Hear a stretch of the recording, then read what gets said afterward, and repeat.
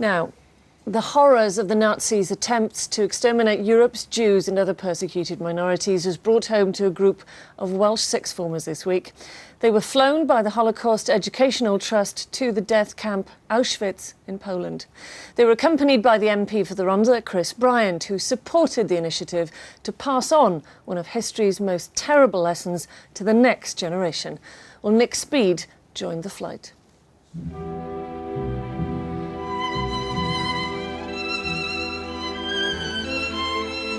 There can be no more vivid symbol of the evil of genocide. Auschwitz-Birkenau today reminds us what we need to guard against.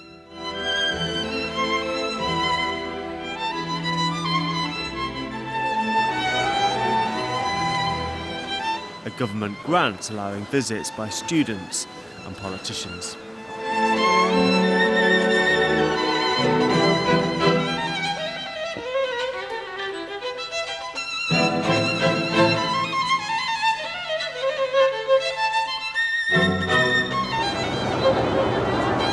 The first from Wales flying out this week, its participants unsure what to expect. I guess it's just a sense of realisation, just the facts and figures put into an actual place and into perspective, because it's something that's really hard to grasp. Nervous, yeah, kind of, because I don't know what to expect, and what emotions to feel is just going to be a bit of a shock, to be honest. I just always imagine it to be really dreary and cold and like isolated because of what happened there. You do have that image that it will be like that. By coach, retracing a journey more than 1 million Jews from across Nazi-occupied Europe had to make by cart, cattle truck or on foot. To see the army barracks converted into a concentration camp, where inmates were stripped not just of their possessions, but also their dignity and very humanity. Found at liberation, these piles of hair, destined to line soldiers' suits, proved shocking. I knew this existed, I knew what to expect, but I get really emotional now. It's looking at it, isn't it? It's the sheer volume. There are mountains of spectacles and artificial limbs taken from the disabled.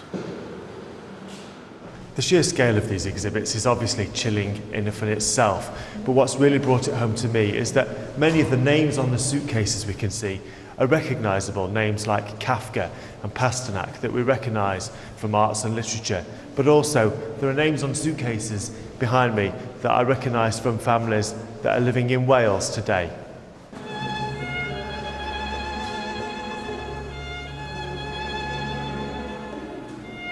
In exchange, inmates were issued with overalls, stamped to identify them as Jew, Gypsy or gay.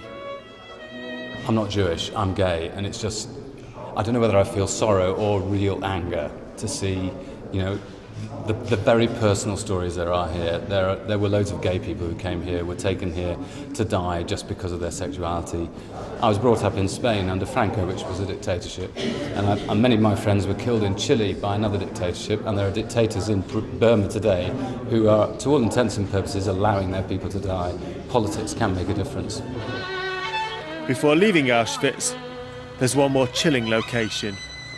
It's pretty much a just disturbing image that it will stay in my mind for the rest of my life, and especially when our tour guide was describing what happened, like 7,000 people were killed in that area, and just to think that we were walking around it and just imagining what those people went through, especially being hanged by their hands as well, and their shoulders being broke, it's just made me angry. The visit proceeds to Birkenau when Hitler's policy towards the Jews moved from internment to extermination. They built this place, capable of holding 90,000 people. Basically, it's where they used to live, and there's just loads of key things about this place, like the train track that would just stop and doesn't lead to anywhere, and that's kind of like symbolic of the whole thing, really. The fact that it kind of represents their lives as well. Here the treatment of prisoners reached new depths of depravity. Given a minute each morning and evening to use toilet blocks, families were separated in stables, each holding 700, while waiting to be sent to the gas chambers and crematoria.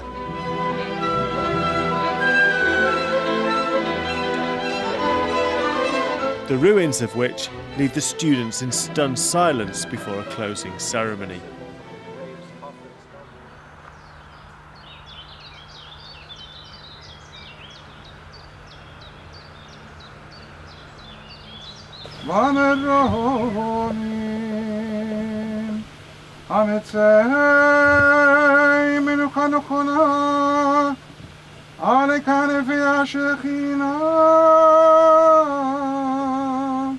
It's been really overwhelming and there's been so much to absorb in like so little time, but I think it's given me a completely different perspective, you know, coming here and seeing what it's really like. It's just an overwhelming experience just to see pictures and just to walk around and to think that there was so much death here and now we're walking around here, and it's just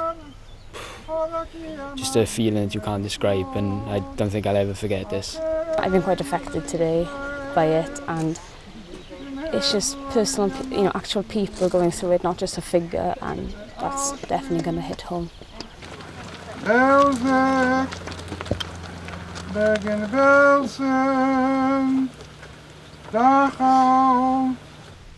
I'm not going to be able to forget those piles of suitcases belonging to families for whom this was the end of the line. But I'll take away from here the fact that so many people have visited today, determined to fight prejudice and ignorance.